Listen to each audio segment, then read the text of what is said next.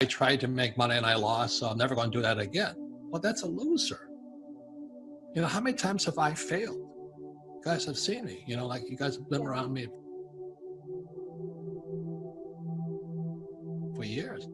I get screwed and blued and tattooed just like everybody else. But each crash makes me stronger, anti-fragile. And that's where it starts. And everybody has that in them. Even if they didn't go to a great school, we all have a spirit, we all have a soul, we all have dreams, we all have desire. But it takes time. It's like Tiger Woods didn't become the greatest golfer on earth taking one golf lesson. He lost. He got his he's gone down, he's gone up. He's the greatest athlete I know. But you know, he took his back out, his wife divorced him, and his wife took a 8-iron to his SUV. He's publicly humiliated. He can't play golf, but he still comes back and wins the Masters. That's what I'm talking about. We all have that in us, except if we have a bad attitude in our mind. So some of those comments I've seen on my Twitter sites, well, you know, I'm not interested in money. Your host. Those few words, I'm not interested in money, or I don't want to be rich, screws you for the rest of your life. Well, it's not only that. If they took Rich Dad away and all my money away, I wouldn't change a thing. I'd still be doing the same thing. You know, a lot of people, if they lose their job, they change jobs. But this is my job. You know, this is my mission. And that's why I went to military school versus university. And I went to the Marine Corps versus the Peace Corps. You know what I mean? That's just a different being. So everybody has that spirit inside of them. It's a lot of times, especially when times are good, you don't have to call on your spirit. You just cruise. You get a job, you can make some money. But right now, when you're sitting at home, is a good time to reevaluate life. But what keeps me going is this, and it's spiritual. It's how can I serve others? How can I serve the planet? How can I fix this problem? You know, and millennials, it's not just millennials, it's just human beings in general. If you can get back to being one, being compassionate, you know, you'll always have idiots here. You'll always have idiots here and idiots here. But just stay in your spirit. So like when I saw that guy, he's probably 45 years old. I couldn't imagine being a father saying, I need money for my kid. And, you know, I gave him a few bucks. It doesn't help. When I gave him a few bucks, I was just saying, hey, we're one. I feel your pain. And so what's happening, I think, it's not just millennials, it's human. We inflict a lot of pain. But this is spiritual intelligence, is how do we make it one? Like my love are trees. When I see people cutting down trees, I want to kill them. And then the oceans, you know, it just breaks my heart. I grew up in the oceans. So when we're in our spiritual, in our heart, in our silence of the brain, of the mind, then we're most effective. Again, real financial education or real financial literacy starts with a financial statement. Okay, so when I say, well, who am I looking for? Again, you want to get your brain into the asset column or into the investor quadrant. So there's 4 types of assets out there. Number 1 is a business.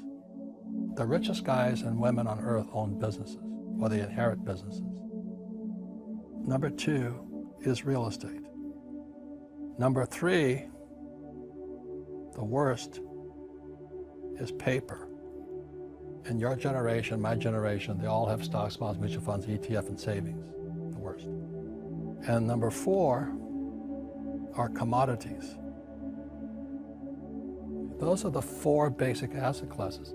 So when I'm cruising around, you know, sitting in the airport doing something, I go to YouTube. And if I want to learn about businesses, I go to YouTube on business. I go to YouTube on real estate. I stay away from it. I listen to those guys on paper. I just can't do what they do because stocks, bonds, mutual funds, I mean, you should do it, not me, okay? I don't like it. They're so overvalued today. They don't make sense. How can you have stocks with no earnings trading at $25 billion each? That's fake. You gotta be crazy. It doesn't make any sense anymore. The stock market makes no sense to me.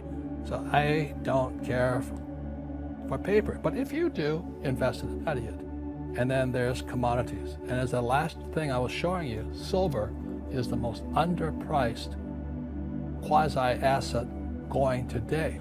So I go to YouTube, I want to find out I want to find out stuff on business. I tune that in. I look at, everybody has something valuable to say, even though they're full of it. I don't want people to agree with everything I think about. I want them to disagree, because in the disagreement you learn. So you got business, real estate, paper, which your generation's taught, my generation's taught to be in, and commodities. So I go there, I look, and I learn. The more debt we use, the less tax we pay. That is why I love real estate. I can use debt, pay no taxes, make a lot of money. So that's really what I teach. I don't recommend it, but for those of you who understand what's called an infinite return, it's the best way to get rich, but you have to have a lot of financial education. So the reason the rich don't pay taxes is because there's 3 types of income. They'll never teach you this in school. The fake teachers will never. There's 3 types of income. Okay, number 1 type of income is earned income. That's earned income. It's when you work for money, it's earned. So that earned income shows up here. So these are the guys that pay tax. So when all the guys are screaming tax the rich, well, you can't tax them because they don't have jobs. And the second type of income is portfolio income. And portfolio income is from flipping houses, or you buy a stock for like $10, you sell it for $20. That's portfolio income, okay? I don't do that. Trump doesn't do that. So most guys who are flipping houses and all that, buying stocks and flipping you're getting this type of income. So this income is about 20% today, some of that. But the income that the rich work for is called passive income. Passive income is also known as cash flow. That's the name of our game, cash flow. And that income is income that's flowing from here to here. It bypasses taxes. So I know it doesn't sound fair, and it isn't fair. I don't disagree with you. But what's not fair is our schools, which are part of the problem, will never explain that. Our school system is so fake, is that with artificial intelligence and G5 coming, more jobs are going to get wiped out, plus with driverless cars, more jobs are getting wiped out. So why would you go to school to get a job? And then work hard for money, but pay taxes. Taxes are going to keep going up, sports fans. They have to. Somebody's going to pay off this massive mountain of debt stacking up all over the world. And the only way they pay off debt is via taxes. And then they tell you to get out of debt. Oh, God. Debt is money. Please understand me. In 1971, when Nixon took the dollar off the gold standard, money became debt. So the rich know how to use debt to get rich. And that's what I do. My friend Donald Trump, I know some of you hate the guy, more power to you, But we use debt as money. And other guys will tell you get out of debt. Well, you choose. The rich use debt to get rich, and the poor and middle class get wiped out because they're in debt. That's because of the lack of financial education.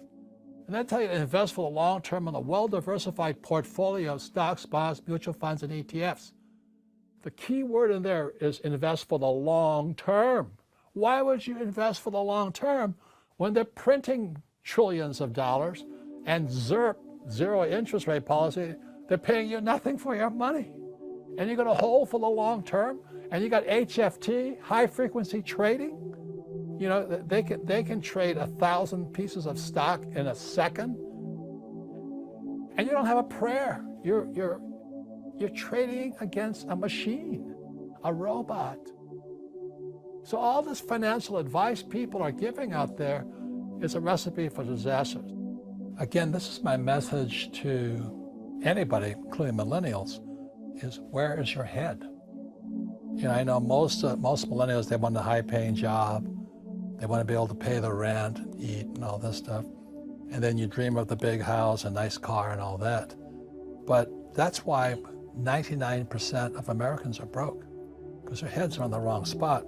So when I asked Kim if she would take an accounting course, it was just 2 days. I wanted to see if her head could get into the asset column. I invest in a lot of real estate and say, oh, real estate is so risky, so I think I'll buy ETFs. So you play it safe, but you'll learn more by investing in real estate, right? Because you'll make more mistakes. In the Federal Reserve Bank, they're run by PhDs, like my poor dad. And PhD stands for poor, helpless, and desperate. The Fed has not been right in years. Everybody worships the Federal Reserve Bank. The other day, somebody says, what do you think about artificial intelligence? I said, oh, why are you talking about the Federal Reserve Bank? They're the guys stealing from our pension system. It's horrible what's going on because we have all these PhDs, poor, helpless, and desperate people who are risk averse. So when you go to your banker does not ask you for your report card. So here's the cash flow game, and this is called a financial statement. What makes the cash flow game different from Monopoly, which how my rich dad taught me via Monopoly, is my rich dad also taught me about financial statements. So the cash flow is the only game with a financial statement. So really simply, when you look at a financial statement, there's income, expense, assets, liabilities. There's one more thing in the cash flow game on the financial statement you'll see. It's the most important statement of all. It's called the statement of cash flow. It's off to the side here. So if you're going to be an entrepreneur or a capitalist, you have to have one of these. If you're going to be rich, you have to have one of these. But 99% of all high school students leaving school and college have no idea what this is. You have FICO scores, but you don't know what this is. So when a banker asks you for your financial statement, they want to see how smart you are here. So let me tell you why school makes students poor. So really simply, it's this. Let's say I have a master's in arts, Master of Arts degree, right? Or a Bachelor of Arts degree. Do I learn anything about income? What about Greek mythology, about income? And we wonder why kids are leaving school, or young generation, looking for that high-paying job. Don't save money, don't save government money, because they're corrupt as hell, as you know. Save God's money. In school, they compensate for risk by telling you to memorize the right answer.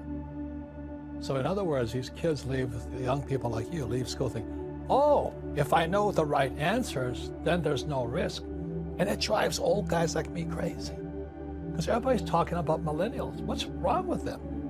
Millennials are the most highly educated generation in history. They have the cell phone. They didn't get educated in school. They got educated on social media. They know all the answers, but they're afraid of doing anything. The biggest complaint about my generation is millennials know all the answers, but they can't do anything. The reason they can't do anything is because you might hurt somebody's feelings, you might make a mistake, and that just keeps you guys just trapped in this little box. So that's one of the reasons I think millennial money is such an important point here, because if you're going to come into my world, old guy's world, or the information age, you've really got to understand what is risky and what is not risky. And in my world, if you play it safe, that makes you stupid. Because if you don't take risks, you don't get